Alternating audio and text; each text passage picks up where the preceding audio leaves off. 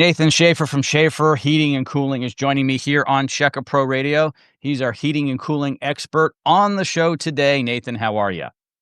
Good, Jim. How are you? I am living the dream. Thanks for asking. Questions come in to the show. I love this question. It's kind of an open-ended question, and I think there's a lot of, well, it depends. And that is, how long will my HVAC system last? My heating, ventilation, and conditioning system. A lot of us have a complete system with a heater slash furnace and the air conditioning all combined with the ventilation. How long is it going to last in my house? Great question. So, yeah, I mean, there's variables things that go into that. You see ones that are it's like with anything, right? I've taken house systems or seen systems still running at 50 years old and look amazing, and then I've seen ones that are 5 years old and it looks like it was 50 years old, and they're being replaced, and so everywhere in between. But I think when you come down to it, if we look at consumer reports, of course, they're doing studies all across the United States, right? So, third-party organizations. So what they state here in our area in Southern Ohio, the average life expectancy is around 12 to 15 years. Now, can you make them go longer? Absolutely. Are there some that doesn't go that long? 100%. So it comes down to how well they're maintained, how well they're sized, and are they, properly designed and installed? Because day one of a new system is the most important day. Is it properly designed? Is it properly installed so that it can live a long life? And then has it been properly maintained over those years? So in this part of the country, in Southern Ohio, where we're at, they say about 12 to 15 years. Once it gets past that point, it just starts to become a thing of, can I keep it running? Sure, but does it make sense from a cost standpoint? You go to some other parts of the country, you get in some of the coastal areas and different things, there's a lot of salt in the air. They're looking at 5 and 6 years, right? Other areas that are very, very mild, they're even longer. So it varies by different parts of the country, but for here, 12 to 15 years, according to Consumer Reports. Interesting you said, by the coast, they don't last as long because of maybe the, salty air and so Mhm. forth. And, I'm thinking about cars, especially years ago, decades ago.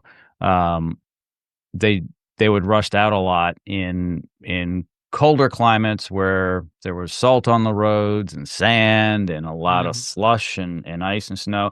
And then in, like, Southern California, you see these cars from 1950. Now, I know they Yeah. have to keep them up, but it's not as hard on them. So it's the same type of thing. The people in Southern California work on their cars, they keep them up, but the climate's good on them. So it's kind of a Mhm. combination of things also with our HVAC system. Yeah. Jimmy, it's crazy. There's so many things that are so relatable when it comes to our cars and our heating and cooling systems. And we just oftentimes we think about our car because it gets us from point A to point B, and we're in it every day, multiple times a day. And we really, I mean, without it, we're lost, right? Which, I mean, heck, let's face it, without our heating and cooling system, we're lost too. You get a 95-degree day, if it's not working. But other than that, like as long as it's working, it's kind of out of sight, out of mind. And so oftentimes we don't think about it until it is broke down and we do need a new one and it's a surprise, or it is broken. We need to have someone come out and fix it right away.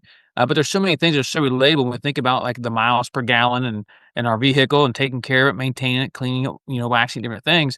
So many of those things are just as important with our HVAC system too. Because if you think about it, they're running a lot more than our cars are. But look how much care and time we put into taking care of those. And so Mhm. just like that with our HVAC systems, the better we can take care of those, the better we can maintain those, the longer we can keep those lasting, keeping utility bills down and protecting that investment in that HVAC system. Because let's face it, they're not cheap systems, and they're getting more expensive every day. And so, if we can protect those and keep them lasting longer, well, that's more money back in the client's pocket.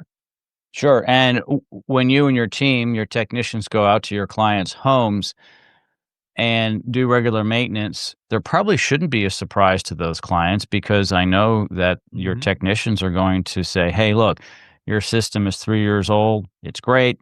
Just keep this coming out, and it'll be fine for a while.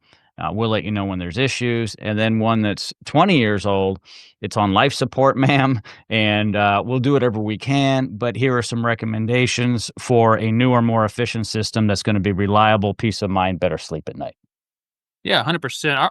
Our job when we go out, is always to be extremely thorough, find challenges, problems, issues, different in the system, see what's working, what's not working, and to be able to educate the client on what those are, the good and the bad. And then it's their job to be able to say yes or no to what. And so we're trying to look not only right now at the moment, but also too, yes, what do we see that's changed over years past? So when you're on those routine maintenances or what we call our VIP club memberships, when we're out there twice a year, just like going to the doctor, we can look back at all those records and see, hey, where were we at? Where are we at now? Where do you project us going in the future so that we can eliminate as many surprises as possible, and then they can plan ahead for that and or like I said, protect that to the best of their ability. So it's our job to find those, educate, offer solutions, and it's their job to choose, which ones they want to or don't want to go with. Join the VIP club. All of Nathan's information is located in the description of this podcast in the notes. One click away. Nathan, as always, thank you so much for joining me today here on the show. Hey, my pleasure, Jim. Thank you. Anytime.